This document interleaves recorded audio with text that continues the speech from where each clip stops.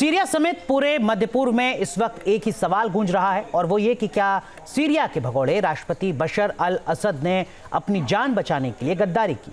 क्या असद ने इजराइल से कोई डील सील कर ली और मॉस्को रवाना हो गए? असद लाचार थे या गद्दार? इस सवाल को डिकोड करती हमारी ये वॉर स्पेशल रिपोर्ट देखिए।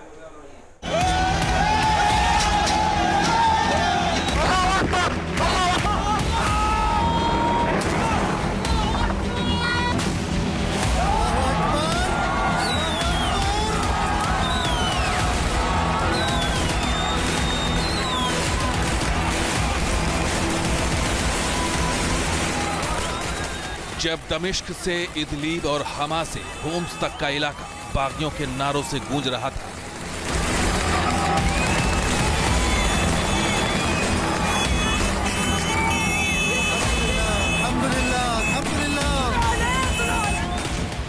जब गोलन हाइट से लेकर माउंट हरमन तक की जमीन इजरायली टैंकों तले रौंदी जा रही थी,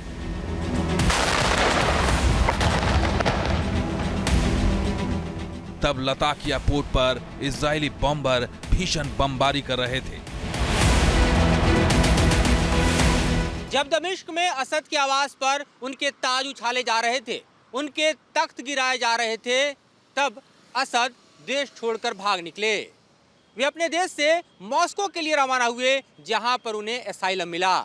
लेकिन इसके ठीक 10 दिन बाद अब तुर्की के अखबार ने एक बड़ा खुलासा किया है। तुर्की के अखबार हुर्रियत के पत्रकार अब्दुल कादिर सेल्वी ने बड़ा खुलासा करते हुए कहा है कि बशर अल असद ने इजराइल को हथियार डिपो, मिसाइल सिस्टम और लड़ाकू विमानों की लोकेशंस की जानकारी देकर अपनी जान बचाई है। मतलब जान बचाने के लिए असद ने अपने ही देश को धोखा दे दिया है।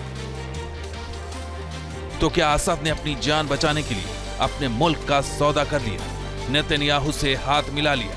क्या 54 साल तक सीरिया पर तानाशाही करने वाले असद ने अपनी सेना के सीक्रेट्स इजराइल को बेच दिए?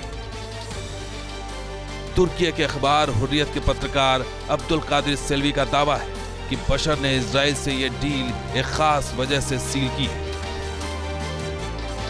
दरअसल 8 दिसंबर को जब दमिश्क पर हयात तहरीर अल शाम यानी HTS के लड़ाकों ने कब्जा कर लिया और बशर अल असद को साफ दिखने लगा कि अब उनकी जान भी मुश्किल में है, तो उन्होंने इजराइल से फुल प्रूफ डील की। इस डील का मकसद था सीरिया से रवानगी के दौरान फ्लाइट की उड़ान के वक्त उन पर कोई हमला न हो, क्योंकि सीरिया में तख्ता पलट के फौरन बाद इजराइल ने सीरियाई सैन्य ठिकानों पर हवाई हमले करने शुरू कर दिए थे। इजरायली मिसाइलों ने अहम रणनीतिक अड्डों को टारगेट करना शुरू कर दिया था। तुर्किश पत्रकार सेल्वी का दावा है कि मिलिट्री सीक्रेट्स देने के एवज इजराइल ने असद को मॉस्को जाने के लिए सेफ पैसेज देने का भरोसा दिलाया। इस भरोसे के बाद असद लताकिया में मौजूद रूस के हमीम एयरबेस पहुंचे और यहां से रशियन मिलिट्री जेट से रवाना हो गए। बशर की रवानगी 8 दिसंबर को ठीक उस वक्त हुई जब सुन्नी सलाफियों के बागी संगठन हयात तहरीर अल शाम यानी HTS ने दमिश्क फतह का ऐलान कर दिया।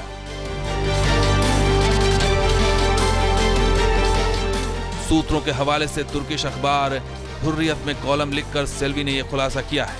यह दावा बशर अल असद के उस दावे के ठीक अगले दिन किया गया जिसमें बशर ने सीरिया छोड़ने की वजह बताई थी। बशर ने सोशल मीडिया के जरिए दावा किया था कि सीरिया से मेरी रवानगी न तो किसी योजना का हिस्सा थी और न ही लड़ाई के आखिरी घंटों के दौरान हुई थी, जैसा कि कुछ लोग दावा करते हैं। मैं रविवार 8 दिसंबर 2024 की सुबह तक अपनी जिम्मेदारियों को निभाते हुए दमिश्क में रहा। मैंने कभी भी निजी लाभ के लिए पद की मांग नहीं की, बल्कि हमेशा खुद को सीरियाई लोगों के विश्वास और समर्थन के साथ देश की तरक्की में शामिल रहा हूं। बशर अल असद के देश छोड़कर भागने में इजराइल की भूमिका से जुड़े और भी कई पहलू हैं। हालांकि तुर्किश पत्रकार ने इससे जुड़ी डिटेल्स जाहिर नहीं की। गौरतलब है कि नवंबर महीने के आखिर में सीरिया में विद्रोही सेनाओं ने हथियारबंद बगावत का ऐलान कर दिया था। इसके कुछ दिनों के बाद ही उन्होंने दमिश्क पर कब्जा कर लिया था। इसी दौरान बशर अल असद गुपचुप तरीके से रूस भाग गए, जहां राष्ट्रपति पुतिन ने उन्हें शरण दी है। टीम न्यूज नेशन अब व्हाट्सएप पर खबरों की ताजा अपडेट के लिए न्यूज नेशन के इस क्यूआर कोड को स्कैन करें